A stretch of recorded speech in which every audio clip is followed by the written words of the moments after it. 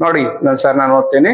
ಆತನ ಸಿಂಹಾಸನ ಮುಂದಿರುವ 7 ಆತ್ಮಗಳಿಂದಲೂ ಮತ್ತು ನಂಬತಕ್ಕ ಸಾಕ್ಷಿಯು ಸತ್ತವರೊಳಗಿಂದ ಮೊದಲು ಎದ್ದು ಬಂದವನು ಭೂರಾಜರ ಒಡೆಯನು ಆಗಿರುವ ಯೇಸು ಕ್ರಿಸ್ತನಿಂದ ನಿಮಗೆ ಕೃಪೆಯೂ ಶಾಂತಿಯೂ ಆಗಲಿ. ನಮ್ಮನ್ನು ಪ್ರೀತಿಸುವವನು ತನ್ನ ರಕ್ತದ ಮೂಲಕ ನಮ್ಮನ್ನು ಪಾಪಗಳಿಂದ ಬಿಡಿಸಿದವನು, ನಮ್ಮನ್ನು ರಾಜ್ಯವನ್ನಾಗಿಯೂ ತನ್ನ ತಂದೆಯಾದ ದೇವರು ಯಾಜಕರನ್ನಾಗಿ ಮಾಡಿದವನಾಗಿರುವ ಆತನಿಗೆ ಯುಗಾಂತರಗಳಿಗೂ ಘನಮಾನ ಮಹತ್ವ ಇರಲಿ. ಆಮೇಲೆ ಇಗೋ ಮೇಘಗಳೊಂದಿಗೆ ಬರುತ್ತಾನೆ, ಎಲ್ಲರ ಕಣ್ಣುಗಳು ಆತನನ್ನು ಕಾಣುವು, ಆತನನ್ನು ಏರಿದವರು ಸಹ ಕಾಣುವರು, ಭೂಮಿಯಲ್ಲಿರುವ ಎಲ್ಲಾ ಕುಲದವರು ಆತನನ್ನು ನೋಡಿ ಎದೆ ಬಡುಕೊಳ್ಳುವರು. ಹೌದು, ಹಾಗೆಯೇ ಆಗುವುದು. ಆಮೇನ್. ಹಲ್ಲೆಲೂಯಾ.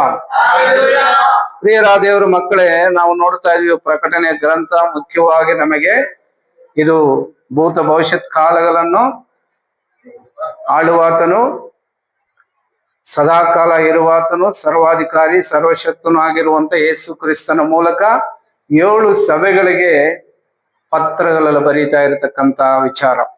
ಅದಕ್ಕೆ ಆತನು ಯೇಸುವನ್ನು ಇನ್ನೂ ಪರಿಚಯ ಮಾಡ್ತಾ ಆತನ ಘನತೆಯನ್ನು ಬರೀತಾ ಆತನೇನಾಗಿದ್ದಾನಂತ 7 ಆತ್ಮಗಳು ಆತನ ಸಿಂಹಾಸನ ಮುಂದೆ ಇದೆ, ನಂಬತಕ್ಕ ಸಾಕ್ಷಿಯಾಗಿದ್ದಾನೆ, ಸತ್ತವರೊಳಗಿಂದ ಮೊದಲು ಎದ್ದು ಬಂದವನು ಆತನೇ, ಭೂರಾಜರಿಗೆ ಒಡೆಯನಾಗಿರುವಂತವನು ಆತನೇ, ಆತನಿಂದ ನಿಮಗೆ ಕೃಪೆಯೂ ಶಾಂತಿ ಆಗಲಿ ಅಂತ ಹೇಳ್ತಾ ನಮ್ಮನ್ನು ಪ್ರೀತಿಸುವನು, ರಕ್ತದ ಮೂಲಕ ನಮ್ಮನ್ನು ಪಾಪಗಳಿಂದ ಬಿಡಿಸಿದವನು, ನಮ್ಮನ್ನು ರಾಜ್ಯವನ್ನಾಗಿಯೂ ತನ್ನ ತಂದೆಯಾದ ದೇವರಿಗೆ ಯಾಜಕರನ್ನಾಗಿಯೂ ಆಗಿರುವ ಆತನಿಗೆ ಯುಗ ಯುಗಾಂತರದಲ್ಲಿಯೂ ಘನ ಮಹತ್ವ ಇರಲಿ ಅಂತ ಹೇಳ್ತಾ 7ನೇ ವಚನಕ್ಕೆ ಬಂದಾಗ ಒಂದು ವಿಶೇಷ ಸಂಗತಿಯನ್ನು ಬರೀತಾ ಇದ್ದಾನೆ. ಹಲ್ಲೆಲೂಯಾ.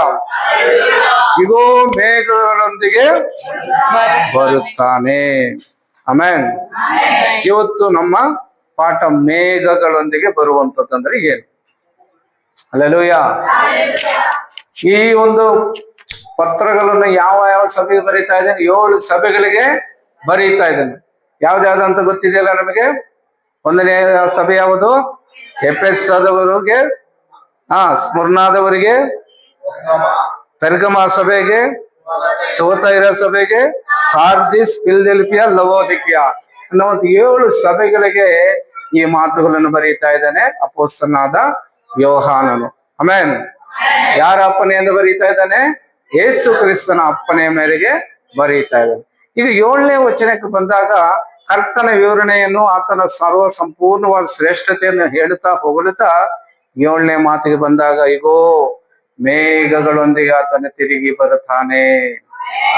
ಹಲ್ಲೆಲೂಯಾ. ಯೇಸಪ್ಪ ಹೆಂಗ್ ಬರ್ತಾನಂತೆ? ಮೇಘಗಳೊಂದಿಗೆ ಬರ್ತಾನಂತೆ. ಆತ ಮೇಘಾರೂಢನಾಗಿ ಬರ್ತಾನಂತೆ, ಆತ ಮೇಘ ವಾಹನ ಮಾಡಿಕೊಂಡು ಬರ್ತಾನಂತೆ ಎಂಬುದಾಗಿ. ಹಲ್ಲೆಲೂಯಾ. ಯೇಸು ಇವಾಗ ಎಲ್ಲಿದ್ದಾರೆ? ಪರಲೋಕದಲ್ಲಿ ಎಲ್ಲಿದ್ದಾರೆ? ತಂದೆ ಬಲಭಾಗದಲ್ಲಿ ಸಿಂಹಾಸನಾಸೀನನಾಗಿದ್ದಾನೆ. ಆಮೇಲೆ ಆತನ ಏನ್ ಮಾಡ್ತಾ ಇದ್ದಾನೆ? ನಮ್ಮೆಲ್ಲರಿಗೋಸ್ಕರ ವಿಜ್ಞಾಪನೆಗಳನ್ನು ಮಾಡ್ತಾ ಇದ್ದಾನೆ. ಆಮೇಲೆ ಆತನು ತಿರುಗಿ ಬರ್ತಾನಂತೆ. ಇವತ್ತು ನಾವೆಲ್ಲ ಬದುಕಿರೋದು ಒಂದೇ ಒಂದು ವಿಚಾರದ ಮೇಲೆ, ಗೊತ್ತಾ? ಒಬ್ಬ ಕ್ರೈಸ್ತನು ಯಾವ ವಿಷಯವನ್ನು ನಂಬಿಕೊಂಡು ಬದುಕ್ತಾ ಇದ್ದಾನೆ ಗೊತ್ತಾ? ಆತನ ತಿರುಗಿ ಬರುತ್ತಾನೆ ಅನ್ನುವಂತ ನಂಬಿಕೆಯನ್ನು. ಹಲ್ಲೆಲೂಯಾ. ನಮ್ಮ ನಿರೀಕ್ಷೆ ಏನಾಗಿದೆ? ಆತನ ತಿರುಗಿ ಬರ್ತಾನೆ. ಹಲ್ಲೆಲೂಯಾ. ನಮ್ಮ ಅಪ್ಪ ಅಮ್ಮಂದರು ಯಾರಾದ್ರೂ ಊರಿಗೆ ಹೋದಾಗ, ಅವ್ರು ದೂರ ಪ್ರದೇಶಕ್ಕೆ ಎಲ್ಲಾದ್ರೂ ಹೊರಗಡೆ ಹೋದಾಗ ನಾವೇನ್ ಮಾಡ್ತಾರೆ? ಇಗೋ ಬೇಗ ಬರ್ತೀನಿ, ಹುಷಾರಾಗಿರೋ, ನಾನು ಬರೋವರೆಗೂ ಮನೆ ಬಿಟ್ಟು ಹೋಗ್ಬೇಡ, ಯಾರ ಜೊತೆ ಸೇರ್ಬೇಡ, ಚೊಕ್ಕವಾಗಿರೋ, ತಿಂಡಿ ತಿನ್ಕೊಂಡು ಆರಾಮಾಗಿರೋ ಅಂತ ಹೇಳ್ಬಿಟ್ಟು ಹೋಗ್ತಾರೆ. ಈಗ ಮಕ್ಳು ಏನ್ ನಂಬ್ತಾರೆ ಅದನ್ನು? ನಮ್ಮಪ್ಪ ತಿರುಗಿ ಬರ್ತಾನೆ ಅಂತ ಅವ್ರ ಡೋರಲ್ಲೇ ಕಾಯ್ಕೊಂಡಿರ್ತಾರೆ. ಹೌದಾ? ಅವ್ರ ಬಾಗಿಲಲ್ಲೇ ಬಂದು ನೋಡ್ತಾ ಇರ್ತಾರೆ, ಯಾವಾಗ ಬರ್ತಾನೆ ಅಂತ. ಹೌದಾ? ಅಂದ್ರೆ ಏನು ಅವ್ರ ನಂಬಿಕೆ? ಏನು? ನಮ್ಮ ತಂದೆ ತಿರುಗಿ ಬರ್ತಾನೆ ಅನ್ನುವಂತ ನಂಬಿಕೆಯಿಂದ ಅವರು ಕಾದುಕೊಂಡಿರ್ತಾರಂತ. ಆಮೇನ್. ಹಲ್ಲೆಲೂಯಾ. ಇವತ್ತು ನಾವು ಕಾಯ್ಕೊಂಡಿರೋದು ಯಾರಿಗೋಸ್ಕರ? ಏಸಪ್ಪ ತಿರುಗಿ ಬರ್ತಾನಂತೆ. ಆಮೇನ್. ತಿರುಗಿ ಬಂದು ನಮ್ಮನ್ನು ಕರ್ಕೊಂಡು ಹೋಗ್ತಾನಂತೆ. ಇಗೋ ಆತನು ತಿರುಗಿ ಕರ್ಕೊಂಡು ಹೋಗೋದಕ್ಕೆ ಬರುವಾಗ ಹೇಗೆ ಬರ್ತಾನಂತೆ? ಮೇಘವಾಹನನಾಗಿ ಬರ್ತಾನಂತೀಗ. ಅಲ್ಲೆಲ್ಲೂಯ್ಯ, ಮೇಘಾರೂಢನಾಗಿ ಬರ್ತಾನಂತೆ. ಹಾಗಾದ್ರೆ ಮೇಘಾರೂಢನಾಗಿ ಬರುವುದಂದ್ರೆ ಏನು? ಆ ಮೇಘ ಯಾವುದು? ಆ ಮೇಘ ಅಂದ್ರೆ ಏನು ಅನ್ನೋದನ್ನು ಕೆಲವು ವಾಕ್ಯಗಳ ಆಧಾರದ ಮೇಲೆ ಈ ರಾತ್ರಿ ನಾವು ಕಲ್ತುಕೊಳ್ಳೋಣ ಪ್ರಿಯರೇ. ಹಲ್ಲೆಲೂಯ್ಯ. ಅಪೊಸ್ತಲ ಕಾರ್ಯಗಳಲ್ಲಿ ಒಂದು ಮಾತನ್ನ ನಾವು ಓದೋಣ. ಅಪೊಸ್ತಲ ಕೃತ್ಯಗಳು 1ನೇ ಅಧ್ಯಾಯ 9ನೇ ವಚನ.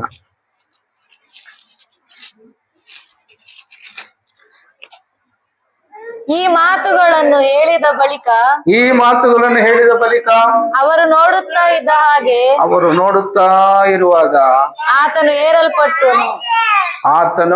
ಏರಲ್ಪಟ್ಟನು. ಮೋಡವು ಆತನನ್ನು ಕವಿದುಕೊಂಡದ್ದರಿಂದ ಅವರ ಕಣ್ಣಿಗೆ ಮರೆಯಾದನು. ಒಬ್ರು ಓದಬೇಕು, ಎಲ್ರು ಓದ್ಬಾರ್ದು. ಅವರು ನೋಡುತ್ತಿರುವಾಗಲೇ ಆತನು ಅವರ ಕಣ್ಣಿಗೆ ಮರೆಯಾದನು, ಕಾರಣ ಮೋಡ ಆತನನ್ನು ಕವಿದುಕೊಂಡಿತು. Hallelujah, hallelujah. ದೇವರು ಎಂತ ವಾಹನವಾಗಿ ಆತನು ಚಲಿಸುವಂತನಾಗಿದ್ದಾನೆ. ಆತನು ಯಾವ ರೀತಿಯಾಗಿ ಚಲಿಸ್ತಾನೆ ಭೂಮಿ ಮೇಲೆ ಬರುವಾಗ, ಆತನು ಹೇಗೆ ಪ್ರಯಾಣ ಮಾಡ್ತಾನೆ ಅಂತ ಸತ್ಯವೇದದಲ್ಲಿ ನಾವು ನೋಡೋದಾದ್ರೆ, ನಾವು ನೋಡಿ ಕೀರ್ತನೆಯಲ್ಲಿ ಒಂದು ಮಾತಿದೆ. ಕೀರ್ತನೆಗಳು 104ನೇ ಅಧ್ಯಾಯ 3ನೇ ವಾಕ್ಯ ನೋಡೋಣ. ಆತನು ಜಲರಾಶಿಗಳ ಮೇಲೆ ಉಪ್ಪರಿಗೆಗಳನ್ನು ಕಟ್ಟಿಕೊಂಡಿತ್ತು, ಮೋಡಗಳನ್ನು ವಾಹನವಾಗಿ ಮಾಡಿಕೊಂಡಿದ್ದಾನೆ. ಸಾಕು, ಆತನೇನು ಮಾಡ್ಕೊಂಡಿದ್ದಾನೆ? ಮೋಡಗಳನ್ನು ವಾಹನವಾಗಿ ಮಾಡಿಕೊಂಡಿದ್ದಾನೆ. ದೇವರು ಯಾವುದರ ಮೇಲೆ ಸಂಚಾರ ಮಾಡ್ತಾನಂತೆ? ಮೋಡಗಳ ಮೇಲೆ ಅಥವಾ ಮೇಘಗಳ ಮೇಲೆ ಸಂಚಾರ ಮಾಡ್ತಾನೆ. ಆಮೇನ್, ಹಲ್ಲೆಲೂಯ. ಇವತ್ತು ಅನೇಕ ವ್ಯಕ್ತಿಗಳು ಅನೇಕ ರೀತಿಯಾದ ವಾಹನಗಳನ್ನ ಇಟ್ಕೊಂಡಿರ್ತಾರೆ. ಹಲ್ಲೆಲೂಯ. ಅದರ ಮೇಲೆ ಅವ್ರು ಹೋಗ್ತಾರೆ ಅಂತ ಹೇಳ್ತಾರೆ, ನಂಬುತ್ತಾರೆ. ಆದ್ರೆ ಅದರ ಮೇಲೆ ಹೋಗಕ್ಕಾಗಲ್ಲ ಅಂತ ಎಲ್ಲರಿಗೂ ಗೊತ್ತು ಅಲ್ವಾ? ಆದ್ರೆ ಯೇಸು ತಾನು ಏನಾಗಿದ್ದಾನೆ? ಮೇಘಗಳನ್ನು ವಾಹನವಾಗಿ ಮಾಡಿಕೊಂಡು ಸಂಚಾರ ಮಾಡುವ ದೇವರಾಗಿದ್ದಾನೆ. ಹಲ್ಲೆಲೂಯ.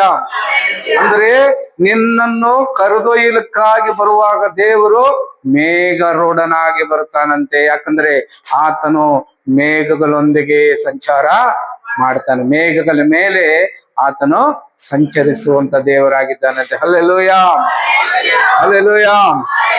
ಅದಕ್ಕೆ ಆ ಮೇಘಗಳ ಮೇಲೇನೆ ಯೇಸು ಸ್ವಾಮಿ ಏರಿಸಲ್ಪಟ್ಟಿದ್ದು. ಮೇಘಗಳ ಮೇಲೇನೆ ಏರಿಸಲ್ಪಟ್ಟಿದ್ದು. ಅಲ್ಲಿ ಮೋಡ ಅಂತಿದೆ, ಮೇಘ ಅದು. ಹಲ್ಲೆಲೂಯ. ಆ ಮೇಘಗಳ ಮೇಲೆ ಆತನು ಪರಲೋಕಕ್ಕೆ ಏರಿ ಹೋದನಂತೆ. ಇದೆಲ್ಲ ನಾವು ನೋಡುವಾಗ ಇದೇನು ಮೇಘವಾಹನನಾಗಿ ಬರುವುದೇನು?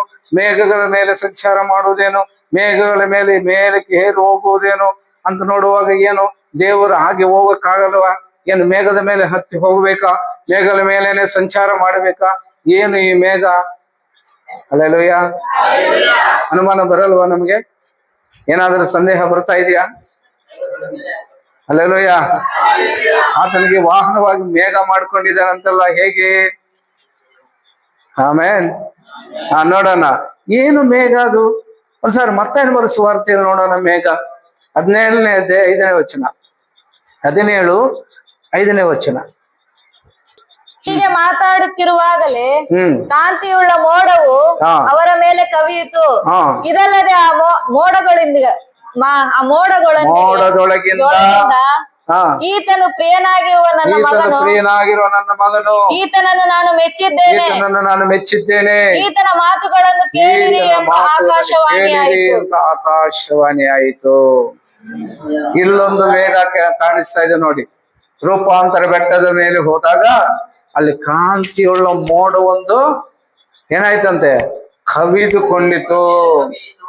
ಆ ಮೇಘದಿಂದ, ಆ ಮೋಡದೊಳಗಿಂದ ಒಂದು ಶಬ್ದ ಅವ್ರಿಗೆ ಕೇಳಿಸ್ತಾ ಇದೆ. ಏನಂತ? ಈತನು ಪ್ರಿಯನಾಗಿರುವ ನನ್ನ ಮಗನು, ಈತನ ನಾನು ಮೆಚ್ಚಿದ್ದೇನೆ, ಈತನ ಮಾತನ್ನು ಕೇಳಿರಿ ಅನ್ನುವಂತ ಶಬ್ದವು ಅವರಿಗೆ ಕೇಳಿಸಿತಂತೆ. ಹಲ್ಲೆಲೂಯ. ಎಲ್ಲಿಂದ ಬಂತು ಈ ಶಬ್ದ? ಮೋಡಗಳಿಂದ ಮೇಘಗಳಿಂದ ಆ ಶಬ್ದ ಕೇಳಿಸ್ತಾ ಇದೆ ಅವರಿಗೆ. Hallelujah, hallelujah. ಈಗ ಈ ಮೇಘ ಇನ್ನು ಹೊಸ ಒಡಂಬಡಿಕೆಯಲ್ಲಿ ಇನ್ನು ಪತ್ರಿಕೆಗಳಿಗೆ ಬಂದಾಗ, ಅಪೊಸ್ತಲನಾದ ಪೌಲನ ಕಾಲಕ್ಕೆ ಬಂದಾಗ ಆ ಮೇಘ ಯಾವ ರೀತಿ ಇದೆ ಅಂತ ಪೌಲನೇ ಬರೀತಾ ಇದೆ ನೋಡಿ. 1 ಥೆಸಲೋನಿಕ ಪತ್ರಿಕೆ 4ನೇ ಅಧ್ಯಾಯ 17ನೇ ವಚನ. ಆಮೇಲೆ ಜೀವನದಲ್ಲಿರುವ ಹಾ ನಾವು ಅಂತರಿಕ್ಷದಲ್ಲಿ ಹಾ ಕರ್ತನನ್ನು ಎದುರುಗೊಳ್ಳುವುದಕ್ಕಾಗಿ ಹಾ ಅವರ ಸಂಗಡದಲ್ಲಿ ಹಾ ಮೇಘವಾಹನರಾಗಿ ಮೇಘವಾಹನರಾಗಿ ಹಕ್ಕನೆ ಒಯ್ಯಲ್ಪಡುವೆವು. ಹೀಗಾಗಿ ಸಾಕು ನೋಡಿ, ಏಸಪ್ಪ ಬರುವಾಗ ಮೇಘವಾಹನರಾಗಿ ಬರುತ್ತಾನಂತೆ, ಎತ್ತಲ್ಪಟ್ಟಾಗ ಮೇಘವಾಹನ ಹೋದನಂತೆ, ದೇವರು ಮಾತಾಡುವಾಗ ಮೇಘಗಳಿಂದ ಮಾತಾಡಿದನಂತೆ. ಈಗ ಎತ್ತಲ್ಪಡುವ ಸಭೆ ನಾವು ದೇವರಲ್ಲಿರುವವರು ಕೂಡ ಮೇಘವಾಹನರಾಗಿ ಪಕ್ಕನೆ ಒಯ್ಯಲ್ಪಡ್ತೀವಂತೆ. ಹಲ್ಲೆಲೂಯಾ. ಈಗ ನಾವು ಕೂಡ ಯಾವುದರ ಮೇಲೆ ಹೋಗ್ಬೇಕಂತ ಪರಲೋಕಕ್ಕೆ? ಮೇಘ. ಮೇಘ ಬಿಟ್ರೆ ಬೇರೆ ದಾರಿನೇ ಇಲ್ವಂತೆ ನೋಡಿ. ಹಲ್ಲೆಲೂಯಾ.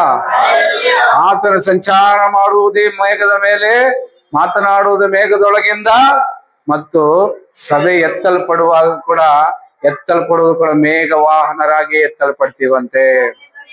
ಹಲ್ಲೆಲೂಯಾ. ಅಂದ್ರೆ ಮೇಘ, ಆ ಮೇಘಕ್ಕೆ ಏನೋ ಒಂದು ಪವರ್ ಇದೆ, ಆ ಮೇಘವೇನೋ ನಡೆಸ್ತಾ ಇದೆ, ಆ ಮೇಘದಲ್ಲಿ ಏನೋ ವಿಶೇಷತೆ ಇದೆ ಪ್ರಿಯರೇ. ಆ ಮೇಘ ಇರೋದ್ರಿಂದಲೇ ಇವತ್ತು ಮನುಷ್ಯರು, ಕ್ರೈಸ್ತರು, ದೇವರ ಸಮಾಜ ಬದುಕುತ್ತಾ ಇದೆ ಅನ್ನೋದನ್ನ ನಾವು ಅರಿತುಕೊಳ್ಳಬೇಕು ವಾಕ್ಯದ ಮೂಲಕ. ಹಲ್ಲೆಲೂಯಾ. ಪ್ರಕಟಣೆ ನೋಡಿ, ಈಗ ಪ್ರಕಟಣೆ 11ನೇ ಅಧ್ಯಾಯದಲ್ಲಿದೆ ನೋಡಿ. ಪ್ರಕಟಣೆ 11ನೇ ಅಧ್ಯಾಯ 12ನೇ ವಚನ ಓದಿದ್ರೆ ಸರಿ. ಪ್ರಕಟಣೆ 11. ಆಮೇಲೆ ಅವರಿಗೆ ಇಲ್ಲಿ ಮೇಲಕ್ಕೆ ಬನ್ನಿರಿ, ಆಕಾಶದ ಮಹಾವಾಣಿ ಹೇಳಿತು, ಅದನ್ನು ಅವರು ಕೇಳಿ ಮೇಘ ವಿಮಾನದಲ್ಲಿ ಪರಲೋಕಕ್ಕೆ ಏರಿ ಹೋದರು. ಸಾಕು. ಇಲ್ಲಿ ಇಬ್ಬರು ಸಾಕ್ಷಿಗಳ ಬಗ್ಗೆ ನಾವು ನೋಡ್ತೀವಿ. ಮುಂದಿನ ದಿನಗಳ ಅದರ ಬಗ್ಗೆ ನಾವು ಕಲ್ತ್ಕೊಳ್ಳೋಣ. ಇಬ್ಬರು ಸಾಕ್ಷಿಗಳು ಅವರು ಸುವಾರ್ತೆ ಹೇಳುವಾಗ, ಅವರು ಕೊಲ್ಲಲ್ಪಟ್ಟ ಮೇಲೆ 3 ದಿನಗಳ ಕಾಲ ಅವರ ಶವಗಳು ಬೀದಿಯಲ್ಲೇ ಬಿದ್ದಿದ್ದಾಗ 3 ದಿನಗಳಾದ ಮೇಲೆ ಇಲ್ಲಿಗೆ ಮೇಲಕ್ಕೆ ಏರು ಬನ್ನಿ ಅಂತ ಒಂದು ಶಬ್ದ ಕೇಳ್ತಂತೆ. ಆಗ ಅವರು ಜೀವ ಹೊಂದಿದವರಾಗಿ ಮೇಘ ವಿಮಾನದಲ್ಲಿ ಪರಲೋಕಕ್ಕೆ ಏರುವುದರಂತೆ ನೋಡಿ. ಹಲ್ಲೆಲೂಯಾ. ಎಲ್ಲರಿಗೂ ಮೇಘವೇ ಈಗ ವಾಹನ. ಪರಲೋಕಕ್ಕೆ ಏರು ಹೋಗಬೇಕಾದ್ರೆ, ಪರಲೋಕದಲ್ಲಿ ಸೇರಬೇಕಾದ್ರೆ ಒಂದೇ ಒಂದು ವಾಹನ, ಒಂದೇ ಒಂದು ಮೇಘವೇ ಸೇರಿಸಬೇಕಂತ. ಹಲ್ಲೆಲೂಯಾ. ಆ ಇಬ್ಬರು ಸಾಕ್ಷಿಗಳನ್ನು ಪರಲೋಕಕ್ಕೆ ಸೇರಿಸಿದ ಯಾರು? ಮೇಘವೇ ವಾಹನ ಮಾಡಿಕೊಂಡು ವಿಮಾನದ ರೀತಿಯಲ್ಲಿ ಅವರನ್ನು ತೆಗೆದುಕೊಂಡು ಪರಲೋಕಕ್ಕೆ ಸೇರಿಸ್ತಂತೆ. ಹಲ್ಲೆಲೂಯಾ. ಹಳೆ ಒಡಂಬಡಿಕೆ ಬರೋಣ, ಅಲ್ಲಿ ಮೇಘ ಇದೆ. ವಿಮೋಚನೆ ಕಾಂಡ 40ನೇ ಅಧ್ಯಾಯ 38ನೇ ವಚನ. ಇಸ್ರಾಯೇಲರೆಲ್ಲಾ ಪ್ರಯಾಣಗಳಲ್ಲಿಯೂ ಅವರ ಕಣ್ಣು ಮುಂದೆ ಹಗಲು ಹೊತ್ತಿನಲ್ಲಿ ಯೆಹೋವನ ಮೇಘವು ಗುಡಾರದ ಮೇಲಿತ್ತು. ರಾತ್ರಿ ವೇಳೆಯಲ್ಲಿಯೂ ಆ ಮೇಘದೊಳಗೆ ಅಗ್ನಿಯು ಪ್ರಕಾಶಿಸುತ್ತಿತ್ತು. ಹಲ್ಲೆಲೂಯಾ. ಇಸ್ರಾಯೇಲರನ್ನು 40 ವರ್ಷಗಳ ಕಾಲ ನಡೆಸಿದ್ದು ಈ ಮೇಘವೇ ಅಂತೆ. ಎಲ್ಲ ಇಲ್ಲಿ ನೋಡ್ಬೇಕು, ಆಮೇಲೆ ಬರ್ಕಲ್ರಿ. ಈ ಮೇಘವೇ ಅಂತೆ 40 ವರ್ಷಗಳ ಕಾಲ ಅರಣ್ಯದಲ್ಲಿ ಅವರು ನಡೆಸಿದ್ದು. ಅದು ರಾತ್ರಿಯಲ್ಲಿ ಅಗ್ನಿ ಸ್ತಂಭವಾಗಿಯೂ ಹಗಲಲ್ಲಿ ಮೇಘ ಸ್ತಂಭವಾಗಿಯೂ ಇದ್ದು ಅವರ ಮಧ್ಯೆ ಪ್ರಕಾಶಿಸ್ತಾ ಇತ್ತಂತೆ. ಗುಡಾರದ ಮೇಲೆ, ಹಲ್ಲೆಲೂಯಾ, ಗುಡಾರದ ಮೇಲೆ ಆ ಮೇಘವು ಕವಿದುಕೊಂಡಿರುತ್ತಿತ್ತಂತೆ. ಆಮೆನ್. ಹಲ್ಲೆಲೂಯಾ. ಹಳೆ ಒಡಂಬಡಿಕೆಯಲ್ಲಿ ಮೇಘ ಇದೆ, ಹೊಸ ಒಡಂಬಡಿಕೆಯಲ್ಲಿ ಮೇಘ ಇದೆ. ನಮ್ಮ ಕಾಲದಲ್ಲೂ ಕೂಡ ಮೇಘ ಬೇಕು, ಎಲ್ಲರಿಗೂ ಬೇಕು ಈ ಮೇಘ. ಈ ಮೇಘ ಇಲ್ಲದೆ ಹೋದ್ರೆ ಪರಲೋಕದಲ್ಲಿ ಯಾರು ಸೇರಕ್ಕಾಗ್ತಾ ಇಲ್ಲ ಅಂತ ನೋಡಿ. ಹಲ್ಲೆಲೂಯಾ. ಹಾಗಾದ್ರೆ ಈ ಮೇಘವೇನು? ಹಾಗಾದ್ರೆ ಈ ಮೇಘದಿಂದ ಏನು ಸಂಭವಿಸ್ತಾ ಇದೆ ಲೋಕದಲ್ಲಿ, ಪರಲೋಕದಲ್ಲಿ? ಆಮೆನ್. ಹಲ್ಲೆಲೂಯ. ಈ ಮೇಘ ಯಾರು ಗೊತ್ತಾ? ಈ ಮೇಘ ಯಾರು ಗೊತ್ತಾ? ಪರಿಶುದ್ಧಾತ್ಮ ದೇವರು. ಹಲ್ಲೆಲೂಯ. ಪರಿಶುದ್ಧಾತ್ಮ ದೇವರೇ ಮೇಘ. ಪರಿಶುದ್ಧಾತ್ಮ ದೇವರೇ ನಮ್ಮನ್ನು ಹೊತ್ತುಕೊಂಡು ಹೋಗುವುದು. ಪರಿಶುದ್ಧಾತ್ಮನಿಲ್ಲದೆ ಹೋದರೆ ಪರಲೋಕಕ್ಕೆ ಯಾರೂ ಮುಟ್ಟಕ್ಕಾಗಲ್ಲ. ಯೇಸು ಸ್ವಾಮಿಯನ್ನು ಕೂಡ ತೆಗೆದುಕೊಂಡು ಹೋಗುವುದು ಪರಲೋಕಕ್ಕೆ ಯಾರು ಗೊತ್ತಾ? ಪರಿಶುದ್ಧಾತ್ಮನೇ. ಆ ಮೇಘಾನೆ ಅಂತ ನೋಡಿ. ಹಳೆ ಒಡಂಬಡಿಕೆಯಲ್ಲಿ ಇಸ್ರಾಯೇಲರನ್ನು ನಡೆಸಿದ್ದು ದೇವರ ಆತ್ಮನ ಹೇಗೆ? ಅಗ್ನಿ ಸ್ತಂಭದಲ್ಲಿ, ಮೇಘ ಸ್ತಂಭದಲ್ಲಿದ್ದು ಅವರಿಗೆ ಮಾರ್ಗದರ್ಶನ ಮಾಡಿ ನಡೆಸ್ತಾ ಇದ್ದನು. ಈಗ ನಮ್ಮನ್ನು ನಡೆಸ್ತಾ ಇರೋದು ಯಾರು? ಆ ಪರಿಶುದ್ಧಾತ್ಮನ ಮೇಘವೇ ಈಗ ನಮ್ಮನ್ನು ಹೇಗೆ ನಡೆಯಬೇಕು, ಹೇಗೆ ಬದುಕಬೇಕು, ಹೇಗೆ ಕ್ರಿಸ್ತನನ್ನು ಆರಾಧಿಸಬೇಕು, ಮಹಿಪಡಿಸಬೇಕು, ಹೊರಗಲಿಂದ, ಶಕ್ತಿಯಿಂದ, ಅಭಿಷೇಕದಿಂದ ನಮಗೆ ಕರ್ತನ ಮಾರ್ಗಗಳನ್ನು ತೋರಿಸುವುದೇ ಈ ಮೇಘ. ಅದೇ ಪರಿಶುದ್ಧಾತ್ಮ ದೇವರು. ಹಲ್ಲೆಲೂಯಾ. ಅಂದ್ರೆ ಪರಿಶುದ್ಧಾತ್ಮನಿಲ್ಲದೆ ಯಾರು ಪರಲೋಕದಲ್ಲಿ ಸೇರಿಸಲ್ಪಡುವುದಕ್ಕೆ ಸಾಧ್ಯವಿಲ್ಲ. ನೋಡಿ, ಬೈಬಲ್ ಏನ್ ಹೇಳ್ತದೆ? ಆ ಮೇಘದೊಳಗೇನೆ ನಾವು ಏರಿ ಹೋಗ್ಬೇಕಂತ ನೋಡಿ. ಥೆಸಲೋನಿಕ ಪತ್ರಿಕೆಯಲ್ಲಿ ಏನ್ ಹೇಳ್ತದೆ ಪೌಲನು? 4:17 ಆಮೇಲೆ ಜೀವದಿಂದಿರುವ ನಾವು ಕರ್ತನ ಎದುರುಗೊಳ್ಳುವುದಕ್ಕೋಸ್ಕರ ಅವರ ಸಂಗಡಲೇ ಮೇಘವಾಹನರಾಗಿ. ಆಮೆನ್. ಹೌದಾ? ಪರಿಶುದ್ಧಾತ್ಮನೇ ನಮ್ಮನ್ನು ಸಿದ್ಧಪಡಿಸ್ತಾ ಇರೋದು. ಪರಿಶುದ್ಧಾತ್ಮನೇ ಆತನ ಬರೋಣದಲ್ಲಿ ನಮ್ಮನ್ನು ತೆಗೆದುಕೊಂಡು ಹೋಗುವುದು. ಹಲ್ಲೆಲೂಯಾ. ನೋಡಿ, ದೇವರ ವಾಕ್ಯ ಹೇಳುತ್ತದೆ, ನೀವು ಪರಿಶುದ್ಧಾತ್ಮನ ಮುದ್ರೆಯನ್ನು ಹೊಂದಿದ್ದೀರಲ್ಲ. ಅಂದ್ರೆ ಪರಿಶುದ್ಧಾತ್ಮನ ಮುದ್ರೆ ಇದ್ದರೇನೆ ಆತನು ತೆಗೆದುಕೊಂಡು ಹೋಗೋದು. ನಮ್ಮನ್ನು ಗುರುತು ಮಾಡಿರೋದು ಯಾರು ಗೊತ್ತಾ? ಪರಿಶುದ್ಧಾತ್ಮನೇನೆ. ಪರಿಶುದ್ಧಾತ್ಮನೇ ಇವನು ದೇವರ ಮಗ, ದೇವರ ಮಗಳಂತ ಗುರುತು ಮಾಡಿ ಮುದ್ರೆ ಹಾಕಿದ್ದಾನೆ. ಕರ್ತನ ಪ್ರತ್ಯಕ್ಷತೆಯಲ್ಲಿ ಯಾರಿಗೆಲ್ಲ ಪರಿಶುದ್ಧಾತ್ಮನ ಮುದ್ರೆ ಇರ್ತದೋ ಅವರು ಮಾತ್ರವೇ ಮೇಘವಾಹನರಾಗಿ ಪಕ್ಕನೆ ಎತ್ತಲ್ಪಡ್ತಾರೆ. ಪರಿಶುದ್ಧಾತ್ಮನೇ ಅವರನ್ನು ತೆಗೆದುಕೊಂಡು ಹೋಗ್ತಾನೆ ದೇವರ ಬಳಿಗೆ. ಆಮೆನ್. ಅದಕ್ಕೆ ಯೇಸು ಸ್ವಾಮಿ ಯೋಹಾನವರ ಸುವಾರ್ತೆಯಲ್ಲಿ 14ನೇ ಅಧ್ಯಾಯದಲ್ಲಿ ಹೇಳ್ತಾರೆ, ನಿಮಗೊಬ್ಬ ಬೇರೊಂದು ಸಹಾಯಕನನ್ನು ನಾನು ಕಳಿಸ್ತಾ ಇದ್ದೇನೆ. ಆತನು ಬಂದ ಮೇಲೆ ನಿಮಗೆ ನಾನು ಇನ್ನೂ ಹೇಳಬೇಕಾದ ಅನೇಕ ಸಂಗತಿಗಳುಂಟು. ಅವೆಲ್ಲವನ್ನು ನಿಮಗೆ ಬೋಧಿಸಿ ಸತ್ಯ, ನ್ಯಾಯ ತೀರ್ಪು ಇವೆಲ್ಲದರ ಕುರಿತಾಗಿ ನಿಮಗೆ ಅರಿವನ್ನುಂಟು ಮಾಡಿ ಬೋಧಿಸಿ ಸಿದ್ಧಪಡಿಸಿ ನಿಮ್ಮನ್ನೇನು ಮಾಡ್ತಾನೆ? ನನ್ನ ರಾಜ್ಯದೊಳಗೆ ಸೇರಿಸ್ತಾನೆ. ಹಲ್ಲೆಲೂಯಾ. ಪರಿಶುದ್ಧಾತ್ಮನ ಮುದ್ರೆ ಇಲ್ಲದೆ ಇರುವನು ಪರಲೋಕದಲ್ಲಿ ಸೇರಿಸಲ್ಪಡುವುದಕ್ಕೆ ಸಾಧ್ಯವಿಲ್ಲ. ಅವನಿಗೆ ಮೇಘ ಸಿಗಲ್ಲ. ಹಲ್ಲೆಲೂಯಾ. ಯಾಕಂದ್ರೆ ಮೇಘ ಇಲ್ಲದೆ ಹೋದ್ರೆ ಪರಲೋಕಕ್ಕೆ ಹೋಗುವುದಕ್ಕೆ ನಮಗೆ ಬೇರೆ ವಾಹನ ಇಲ್ಲವಲ್ಲ. ಹೌದಾ? ಹಲ್ಲೆಲೂಯಾ. ಅದಕ್ಕೆ ಪರಿಶುದ್ಧಾತ್ಮನ ಮುದ್ರೆ ಹಾಕಿರುವಾಗ ಆತನು ದೂತರು ಬಂದು ಯಾರೆಲ್ಲ ಮುದ್ರೆ ಒತ್ತಲ್ಪಟ್ಟಿದ್ದಾರೋ ಅವರನ್ನೆಲ್ಲ ಕೂಡಿಸುವಾಗ ಅವರೆಲ್ಲರನ್ನು ಕರ್ತನ ಮುಂದೆ ಹೋಗಿ ನಿಲ್ಲಿಸ್ತಾನೆ ಪರಿಶುದ್ಧಾತ್ಮ. ಹಲ್ಲೆಲೂಯಾ. ಹಾಗಾದ್ರೆ ದೇವರ ಮಕ್ಕಳೇ, ನಿಮ್ಮ ಮೇಲೆ ಪರಿಶುದ್ಧಾತ್ಮನ ಮುದ್ರೆ ಇದೆಯೋ ಇಲ್ಲವೋ ಪರೀಕ್ಷೆ ಮಾಡ್ಕೋಬೇಕು. ಆಮೆನ್. ಆತನ ಮೇಘರೂಢನಾಗಿ ಬರ್ತಾನೆ. ಯಾವಾತನ ಮೇಘರೂಢನಾಗಿ ಬರ್ತಾ ಇದ್ದಾನೆ ಆತನ ಎದುರುಗೊಳ್ಳಬೇಕಾದ್ರೆ ನಾವೇನ್ ಮಾಡ್ಬೇಕು? ಇದೇ ಮೇಘವಾಹನರಾಗಿ ನಾವು ಅಲ್ಲಿಗೆ ಹೋಗಬೇಕು. ಆಮೆನ್. ಹಲ್ಲೆಲೂಯಾ. ಹಲ್ಲೆಲೂಯಾ. ಮೇಘವಾಹನರಾಗಿ ಹೋಗುವುದಕ್ಕೆ ಮಾತ್ರವೇ ಪರಲೋಕಕ್ಕೆ ಸಾಧ್ಯ ಇಲ್ಲ ಅಂದ್ರೆ ಆಗಲ್ಲ. ಅದಕ್ಕೆ ಪರಿಶುದ್ಧಾತ್ಮನ ಶಕ್ತಿಯಿಂದ ನಾವ್ಯಾವಾಗಲೂ ತುಂಬಿದವರಾಗಿರ್ಬೇಕು ಪ್ರೇರೆ. ಪರಿಶುದ್ಧಾತ್ಮನಿಂದ ನಡೆಸಲ್ಪಡುವವರಾಗಿರ್ಬೇಕು. ನಾವು ಆತ್ಮ ಸಂಬಂಧವಾದ ಜೀವಿತವನ್ನು ನಾವು ನಡೆಸುವವರಾಗಿರಬೇಕು. ಯಾರಿಗೆ ಪರಿಶುದ್ಧಾತ್ಮನ ಹೇರಳವಾಗಿ ಅನುಗ್ರಹಿಸಲ್ಪಡ್ತಾ ಇರ್ತದೋ ಅವ್ರು ಯಾವಾಗಲೂ ಸಿದ್ಧ ಮನಸ್ಸಿನಿಂದ ಕರ್ತನಿಗಾಗಿ ಕಾಯ್ತಾ ಇರ್ತಾರೆ. ಯಾರು ಕಾಯ್ತಾ ಇರ್ತಾರೋ ಅವರನ್ನೇ ಪರಿಶುದ್ಧಾತ್ಮನ ತಗೊಂಡು ಹೋಗೋದು. ಆಮೆನ್. ಅದಕ್ಕೆ ದೇವರ ವಾಕ್ಯ ಏನ್ ಹೇಳ್ತದೆ? ಪರಿಶುದ್ಧಾತ್ಮನು ನಮ್ಮನ್ನು ಪರಲೋಕಕ್ಕೆ ತೆಗೆದುಕೊಂಡು ಹೋಗುವ ವಾಹನವಾಗಿದ್ದಾನಂತೆ. ಆಮೆನ್. ಅದಕ್ಕೆ ನಿಮ್ಮ ಜೀವಿತದಲ್ಲಿ ಪರಿಶುದ್ಧಾತ್ಮನ ಪಾತ್ರ ಏನಾಗಿದೆ ಗೊತ್ತಾ? ನಿಮ್ಮನ್ನು ಸಿದ್ಧಪಡಿಸುವುದು ಮಾತ್ರವಲ್ಲ, ನಿಮ್ಮನ್ನು ಕರೆದುಕೊಂಡು ಹೋಗುವುದು ಕೂಡ ಆತನೇ ಆಗಿರ್ತಾನೆ. ಅದಕ್ಕೆ ನಾವು ಯಾವಾಗಲೂ ನಮ್ಮ ಪಾತ್ರೆ ತುಂಬಿ ತುಳುಕುತ್ತಾ ಇರಬೇಕು. ನಮ್ಮ ಪಾತ್ರೆ ಎಣ್ಣೆ ಇರುವ ಪಾತ್ರೆ ಆಗಿರ್ಬೇಕು. ಎಣ್ಣೆ ಯಾವುದು? ಪರಿಶುದ್ಧಾತ್ಮನ ಅಭಿಷೇಕ. ಅಭಿಷೇಕ ಇಲ್ಲದೆ, ಆತ್ಮಬಲ ಇಲ್ಲದೆ, ಆತ್ಮನ ಸಹಾಯವಿಲ್ಲದೆ ಕ್ರಿಸ್ತನಲ್ಲಿ ನಾವು ಬದುಕಲಿಕ್ಕೆ ಸಾಧ್ಯ ಆಗುವುದಿಲ್ಲ. ಕ್ರಿಸ್ತನಿಗಾಗಿ ನಾವು ಸಾಕ್ಷಿ ಕೊಡೋದಕ್ಕೆ ಸಾಧ್ಯ ಆಗುವುದಿಲ್ಲ.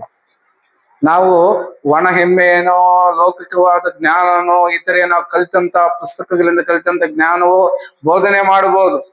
ಬೇಕಾದರೆ ಜನರನ್ನ ಮರಳು ಮಾಡಬಹುದು, ಯೇಸುವೆ ದೇವರು ಅಂತ ಪ್ರಕಟಿಸಲೂಬಹುದು. ಆದರೆ ಒಂದು ದಿನ ಪ್ರತ್ಯಕ್ಷತೆ ದಿನ ಇದೆ. ಆವತ್ತು ನಿನಗೆ ಆತ್ಮ ಇಲ್ಲದೆ ಹೋದರೆ ನೀನು ಕೈ ಬಿಡಲ್ಪಡ್ತೀಯಾ? ನಿನಗೆ ಆತ್ಮನಿಲ್ಲದೆ ಹೋದರೆ ನೀನ್ ಎತ್ತಲ್ಪಡಕ್ಕಾಗಲ್ಲ ಪ್ರೇರೆ.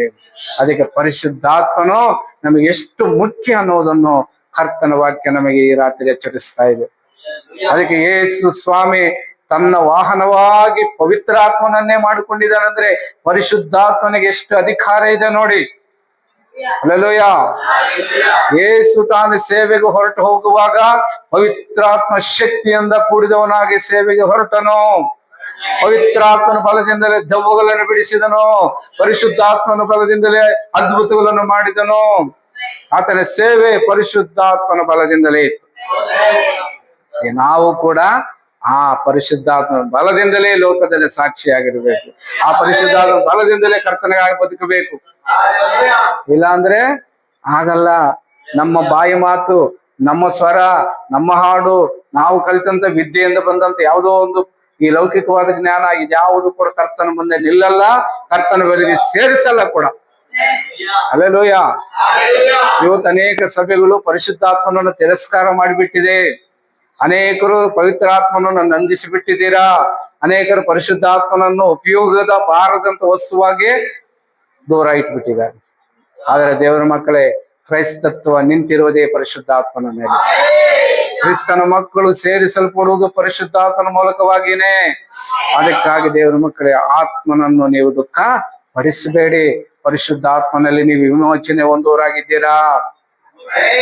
ನಮಗೆ ವಿಮೋಚನೆ ಕೊಡುವುದೇ ಪರಿಶುದ್ಧಾತ್ಮನು. ಪರಿಶುದ್ಧಾತ್ಮನೇ ನಮ್ಮ ಸೇವೆ ವಿಸ್ತಾರ ಮಾಡುವುದು. ಪರಿಶುದ್ಧಾತ್ಮನೇ ಜನರನ್ನು ಕರ್ಕೊಂಡ್ ಬರುವುದು. ಪರಿಶುದ್ಧಾತ್ಮನೇ ಅದ್ಭುತಗಳನ್ನು ಮಾಡುವುದು. ಆತನ ಸಹಾಯ ಇಲ್ಲದೆ, ಆತನ ದಯೆ ಇಲ್ಲದೆ ನಾವು ಬೆಳಿತೀವಿ, ನಾವು ವಿಸ್ತಾರ ಆಗ್ತೀವಿ, ನಾವು ಅಭಿವೃದ್ಧಿ ಹೊಂದುತ್ತೀವಿ, ನಾವು ಆಶೀರ್ವಿಸಲ್ಪಡ್ತೀವಿ. ಅದೆಲ್ಲ ವೇಸ್ಟ್. ಆ ರೀತಿ ಹೇಳಲಿಕ್ಕೆ ಸಾಧ್ಯ ಆಗಲ್ಲ. ಹಲ್ಲೆಲೂಯ. ಅದಕ್ಕೆ ದೇವರ ವಚನ ನಮಗೆ ಈ ರಾತ್ರಿ ಹೇಳ್ತಾ ಇದೆ, ನೀನು ಆತ್ಮ ಮುದ್ರೆ ಹೊಂದಿದವನಾಗಿದೀಯಾ?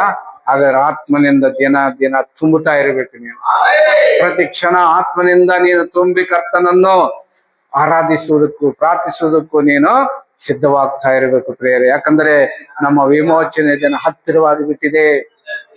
ಹಲ್ಲೆಲೂಯ. ಈ ದಿನಗಳನ್ನು ನೋಡುವಾಗ ಅದು ಬಹಳ ಹತ್ತಿರವಾಗಿದೆ. ಆದ್ದರಿಂದ ಪರಿಶುದ್ಧಾತ್ಮನ ಸಹಾಯದಿಂದ ನಾವು ನೆಲೆಯಾಗಿ ನಿಂತುಕೊಂಡಿರ್ಬೇಕು. ಯಾಕಂದ್ರೆ ನಾವು ನೋಡುತ್ತೀವಿ, ಮತ್ತೆ 25ನೇ ಅಧ್ಯಾಯದಲ್ಲಿ 10 ಜನ ಕನ್ಯೆಯರ ಬಗ್ಗೆ ನಾವು ನೋಡ್ತೀವಿ. ಆ 10 ಜನ ಕನ್ಯೆಯರಲ್ಲಿ 5 ಜನರ ಹತ್ರ ಮಾತ್ರವೇ ಎಣ್ಣೆ ಇದೆ, ಇನ್ನು 5 ಜನರ ಹತ್ರ ಎಣ್ಣೆ ಇಲ್ಲ. ಮೊದಲಿಂಗನು ಬರುವಾಗ ಎಣ್ಣೆ ಇರೋರು ಆತನ ಸಂಗಡ ಹೊರಟು ಹೋದರು, ಎಣ್ಣೆ ಇಲ್ಲದೆ ಇರೋರು ಕೈ ಬಿಡಲ್ಪಟ್ಟರು ಅಂತ ನಾವು ನೋಡ್ತೀವಿ. ಅಂದ್ರೆ ಎಣ್ಣೆ ಯಾವ್ದು ಎಣ್ಣೆ ಇದು? ಪರಿಶುದ್ಧಾತ್ಮನ ಎಣ್ಣೆ. ಪರಿಶುದ್ಧಾತ್ಮನು ಹೊಂದಿದವರು ಮಾತ್ರವೇ ಆತನ ಸಂಗಡ ಹೊರಟು ಹೋದರಂತ ಮೇಲಕ್ಕೆ. ಪವಿತ್ರಾತ್ಮನ ಇಲ್ಲದೆ ಇರೋರು ಆವಾಗ ಅಭಿಷೇಕಕ್ಕೋಸ್ಕರ ಓಡಾಡ್ತಾವ್ರಂತೆ.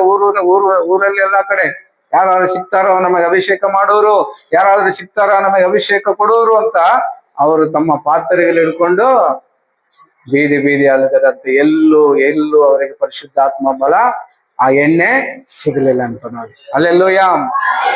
ಇನ್ನೊಂದು ವಿಷಯ ಗೊತ್ತಾ?